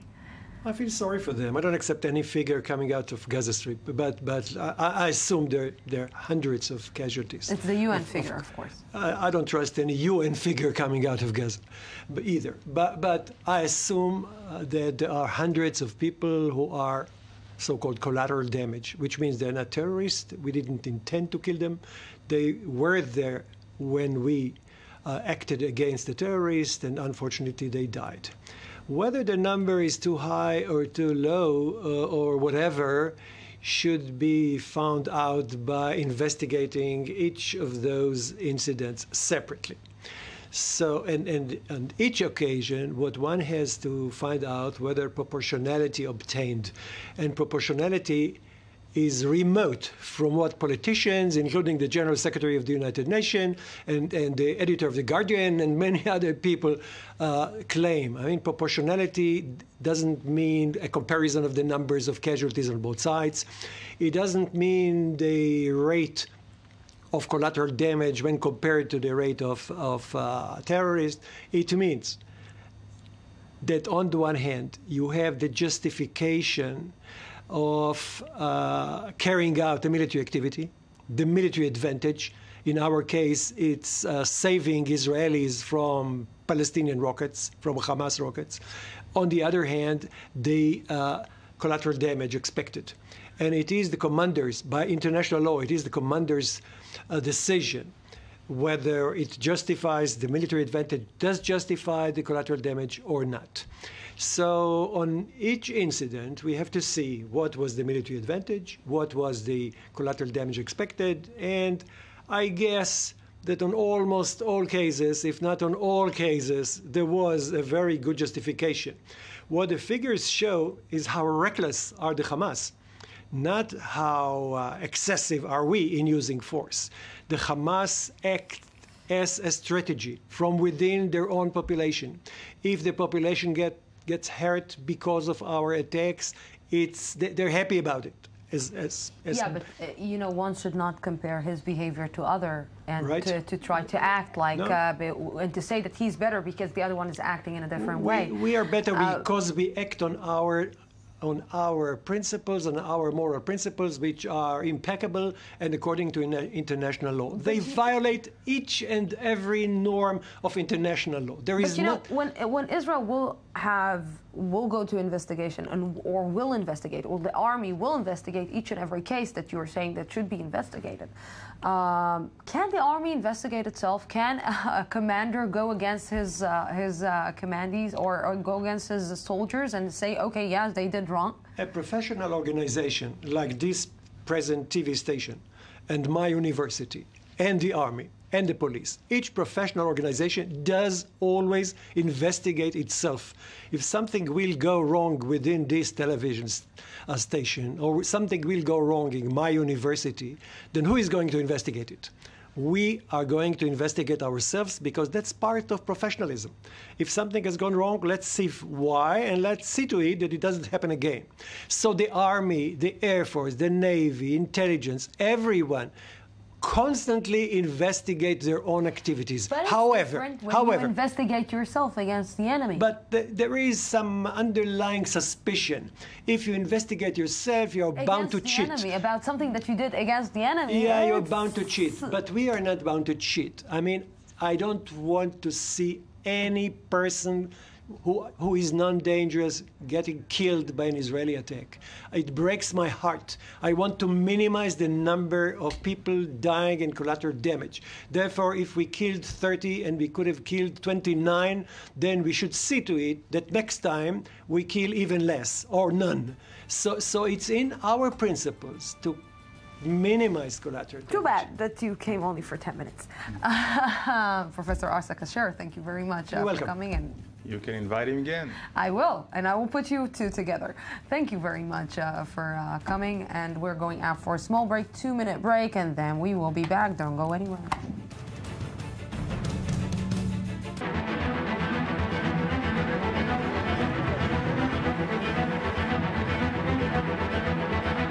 هلا عشان في هدنة ارتحنا الهدنة هاي يعني احنا قبل هيك كانت كذا هدنة تصير واسرائيل تدخل فيها طبعا.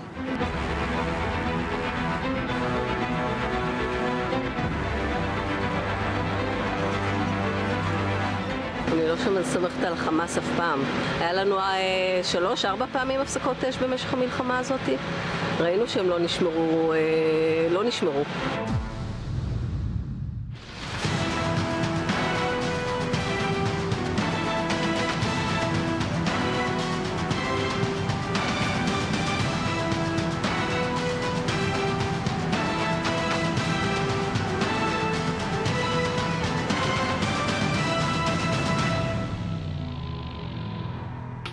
Yes, welcome back to this special edition of the news today. And right now, I want to shift a little bit the discussion to Israel and to the inner Israeli society. And with me to talk about it is Israeli playwright Yoshua Sobel. Thank you very much for coming. It's a great honor to have you here. Thank you very much. And Advocate Yoram Sheftel, a defense attorney and radio anchor. Thank you very much for coming back. Thank you for having me. You know, we had the feeling during this operation and any other operation that Israel conducts in the Gaza Strip or in any other place, that the minute that Israel starts to do an operation or to go in the military way to solve things, you are not allowed to say anything that is not in the mainstream of that current situation. And the current situation of the mainstream ideas were to shut up, and if you don't protect what the IDF is doing, don't say anything. And in a democracy, this is the last thing that should happen. And of course, if you're putting some ideas that you're questioning what is happening during this war, people are starting to threaten you by death and to threat you. And I totally reject your description of the facts. The facts are opposite. So explain. So tell me how are the facts? Because me the facts personally, are exactly the opposite. While the majority of the Israeli population wanted a comprehensive military operation, the entire media, which is by, I would say, 80-90% hard extreme left. And when you say in Israel hard extreme left, it's actually, in most cases, clear-cut associations with the interest of the enemy. And this was the line of the media from the very beginning. Of this operation? Yes. Did we see the same news? Look, yeah, definitely. Did Look, we watch the same news? I will tell. I can give you examples by names. If you take hard, extreme propagandists like Abramovich, which from the very first second, A, was against any operation. B, when we started to bomb Gaza, he was against going inside Gaza by troops. When we went inside by troops, he was against eliminating Hamas. Now, I just gave an example as Abramovich. 95% of the television anchors express this view, which is totally opposite from the population. And I'm very glad that the Israeli population developed a fantastic ability to disassociate itself from the hard left media. I will give you more names. I will give you Amit Segal is a leftist. Sivan Rav Meir is a leftist. So these names are not saying anything. Arad Nir? Sivan Rav Meir. You can say, do you want me to start? Because these names won't say anything to our viewers abroad. There is only one prominent figure, in the media which is not hard left. And but this becomes a cliche in one way or another, because we know that Israeli media doesn't contain only leftists. It does contain rightists. 9 out of 10. I'm coming from the Israeli media, and believe me, it's not 9 out of 10. It's almost 50-50 nowadays. No, it is not. No way. 50-50. No way. And by the way, it's illegal also, because by law, the media, all the media, which is controlled by certain legal bodies, must represent the ideas which are in the Israeli population. And certainly the Israeli media is kilometers to the left from the center, kilometers. Mr. Selma. Well, I must say that I'm positively surprised to hear that the Israeli media is leftist. It's leftist. I'm considered to be a leftist, and I don't accuse the media of being too much to the right wing, but I think the media was very tame during this last campaign, very tame. I must say that many people who thought that it was a mistake not to recognize the reconciliation between Hamas and the PLO, the Palestinian Authority. Some kind of a some kind of a reconciliation. I am one who believes that if the Israeli government recognized that reconciliation as a positive step towards a possible negotiation with an authority that represents both the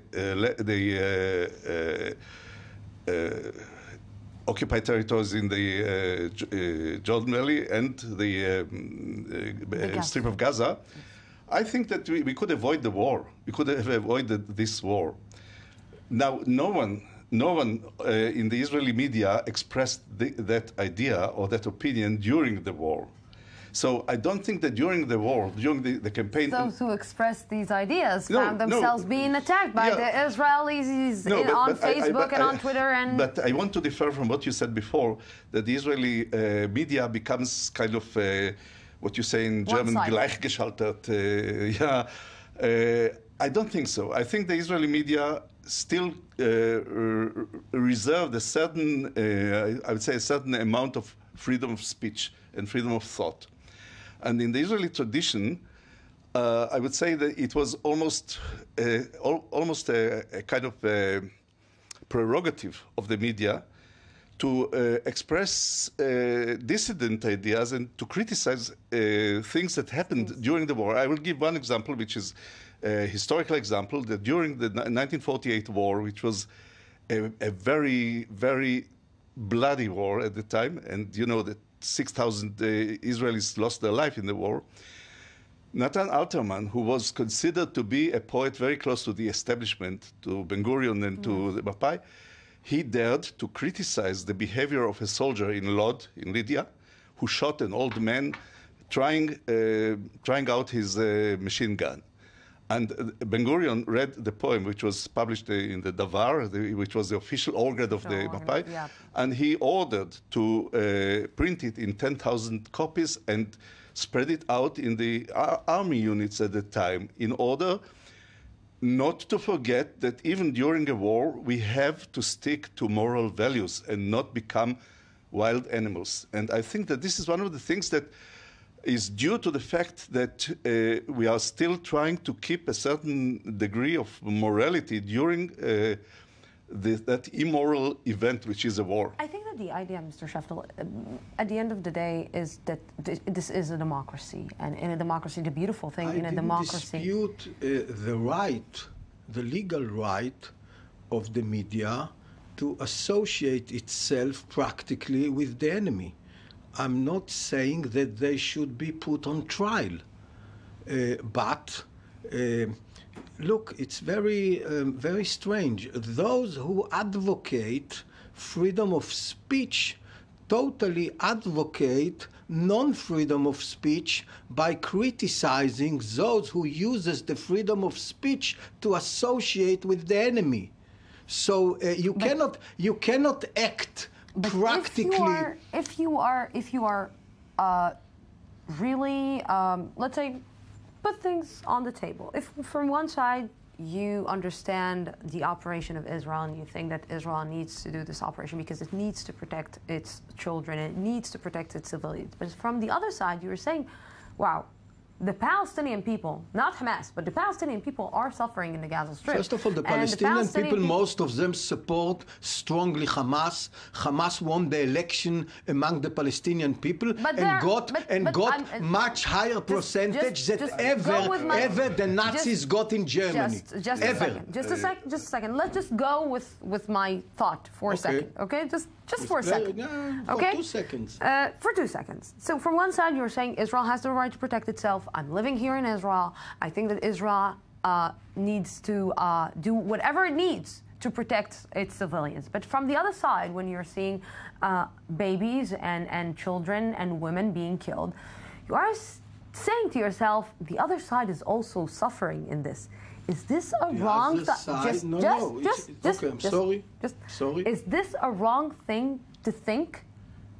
No, not at all. I think that there is a joint venture between Hamas and the United Nations and other of slaughtering the civilian population in Gaza by encouraging the Hamas to shoot only from a tensed civilian population deliberately in order to cause casualties, in order then to point at us that we are the murderers. Sheftel, you are coming, and believe me, we did this entire discussion about Israel and Hamas using its children as human shields, and we did this for 30 days, and facts, and we are discussing this each and every day.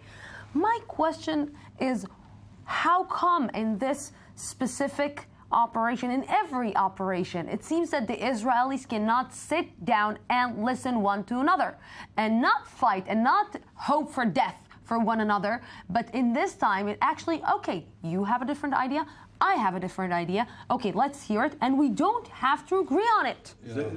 Perfectly okay with me. I'm sitting here and listening to Mr. Sheftel very gently, I think, although I don't agree with one word he says. But I think that the quintessence of democracy is the fact that we can sit one next to the other and express freely different ideas and even antagonistic ideas. Now, I want to say one thing about the Israeli society. I'm not going into the problems of Hamas and the... What I'm saying is that the discussion became yes. really violent. Why did it become violent? I think that it became violent because, I would say, because our government did not express it very clearly, its attitude against racist attitudes. And I think that the laws about racism in Israel should be much more severe than there are in any other European country. I know that in Germany, if you express an anti-Semitic opinion, you risk to go to prison. I think that in Israel, too, we need, now it's clear, it's obvious that we need a very, very tough legislation on issues of racism and on issues of hate, spreading hatred between different sectors of the Israeli society. And I think that what happened during this war now, one of the most dangerous symptoms of this war was the fact that the relationships between the Israeli Jews and Israeli Arabs, or the Palestinian Israeli Arabs, became very edgy. And I think that our task now is to remedy that kind of wound with which we came out of the war. I think the Israeli society is wounded because all these sectors are now standing up one against the other in a very fierce and very violent, using violent language. I think we have to calm down the spirits and find a way to, I would say, really to bring together all the sectors of Israeli society, and not to suppress any discussion, any open discussion. I want to say something about a society in war. I think that when a society is engaged in a war, it needs to mobilize all its resources, both materially but also mentally. And mentally means the freedom of thought, freedom of speech, freedom of expression. And I think that this is one of our assets. The assets of the Israeli society is the fact that we dare to criticize some steps the government takes, some actions the army takes. I remember that during the first Lebanese war, when there was the tragic events of Sabra and Shatila, the Israeli public opinion stepped out against it very forcefully, and we had these huge demonstrations of 400,000 people gathering together to say this is unacceptable. And I think this was a moment when Israeli society was at its best, expressing during a war its total disagreement with certain events that took place there under the control of our armed forces that were there in Lebanon. Mr. Shaftel, do you think that the freedom of speech should have limitation? Any kind of right has limitations. There is, I'm a lawyer by my profession, there is no legal right which is non-restricted. Because let's talk about freedom of speech. On the contrary, you have the right of a person for his good name. And when the freedom of speech violates the good name of someone, then the good name, the honorable name of someone is becoming more strong than the freedom of speech. So certainly there are in every society which respect freedom of speech, including America, which is one of the 10 Bill of Rights, 10 articles of the Bill of Rights. The First Amendment is the freedom of speech. Congress shall make no laws against freedom of speech. But still, in America also, you have laws which protect the good name of a person. So, like any other right, freedom of speech is also limited. What I'm saying is that those who supposedly, and especially from the left, and by the way, the left is the biggest enemy of freedom of speech, and specifically the circles that my opponent in this discussion comes, which was a Bolshevik Leninistic Mapam party, United Workers' Party, which preached for unanimous ideology and dictatorship of the proletars. So, and why? Because first they wanted to destroy the society through Red Revolution. And now they wanted to destroy the society by associating with the enemy in a war. During a wartime. Yeah, well, I must say that I cannot take this accusation without reacting to it. And I didn't finish yet with my accusation. But allow me to respond to it. You speak more than I. Ah, all right. You speak more than I till now. I'll keep the right to answer. What I'm saying, yes. and again, these elements which supposedly are for freedom of speech, they totally against freedom of speech by people that opposing their ideas and calling them by what they are, to my opinion, again, not every one of them, but many of them, especially during the war, Judeo-Quislings. Judeo-Quislings. Point. Yeah. Are we still talking about, you're bringing again the Nazi regime and... No, Judeo is Jewish, and Quisling has nothing to do anymore with Nazi regime. It's a nickname for every person that betray his nation, especially in a wartime. All right. Well, first of all, I'm not representing here the Bolshevik revolution. You belong once to these circles, you know very well. Yeah, well, you know, I think that now in Israel, for the last 40 years almost, the right wing is detaining the power in this country and not the left wing. And the right wing is carrying out its policy without a very strong opposition to it. So I think that to have it counterbalanced a bit by a free press is not going over the top. But what I want to say is you call the left wing Quislings, yeah. I think the hard left. The hard left. I think that a certain right, extreme or far right in Israel, is betraying the values of Zionism, because Zionism was even Jabotinsky at the time, you know.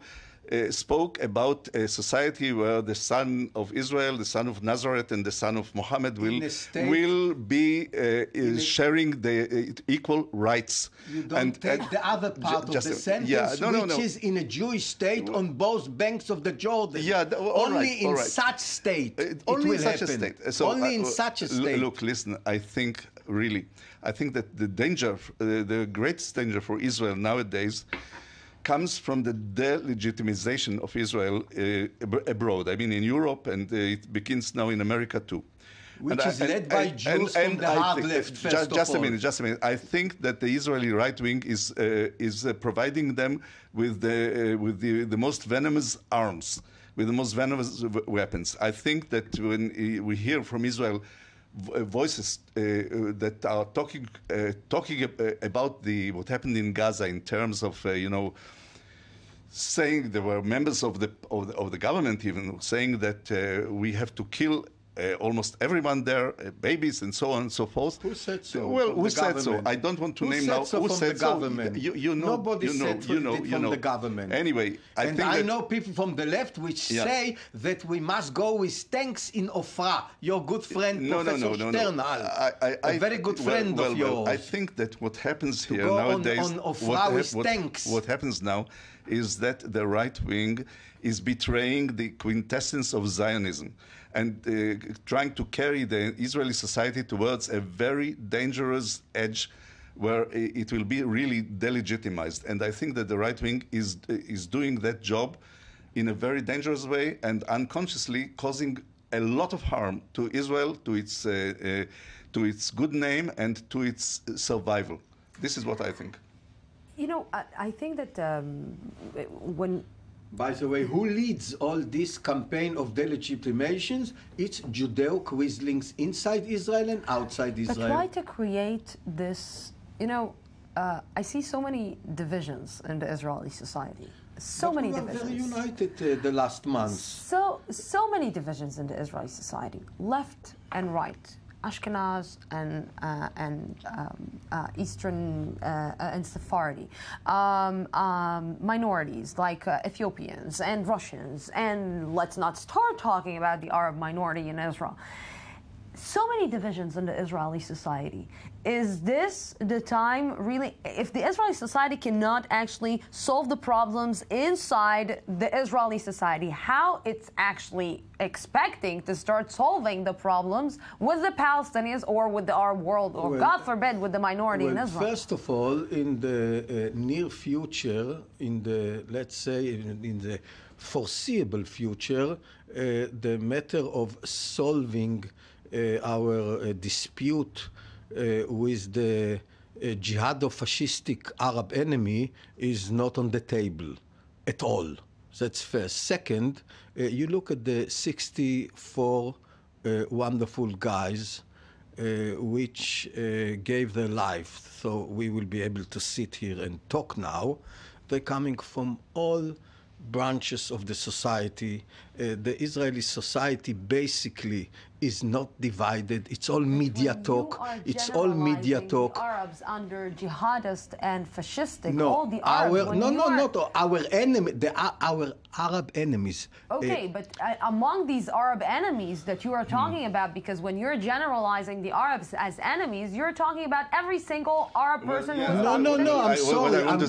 I'm talking about the Arabs establishments. Hamas. I tell you exactly. It's also Hamas, the PLO. It's also Israeli Arabs who are living here. It's also the PLO is a classical Arab fascistic establishment, which had laws that even in Nazi Germany did not exist. For instance, who sells land to a Jew is obliged to be sentenced to death. This did not we didn't have such laws even in the Nuremberg laws. And this is the laws of Mahmoud Abbas. Well, Mahmoud Abbas. Yeah, I think that what you are doing here is demonizing everybody that does not agree with you. You are demonizing the Israeli left by calling them Judeo-Quislings. Then you are demonizing the Palestinian Authority by quoting a certain law which they have never applied. Just a minute. It's the most basic law. Well, we have also taken the property of Arabs. We have destroyed Arab villages. We don't have a law that who sells land to an Arab obliged to be sentenced to death. We don't have a law, but we have done things. People, we have done who things. confiscated Arab land first and foremost is the hard left. 50 kibbutzim of your Mapam, ex-Mapam, sitting on Arab land. Well, 50 out of 80. But if you will rent your house to an Arab, you won't be criticized by your people who see the views exactly like you? It depends. I will definitely will not rent my house to an Arab which associates with the Arab establishment which calls to exterminate the state of Israel. If, for example, I will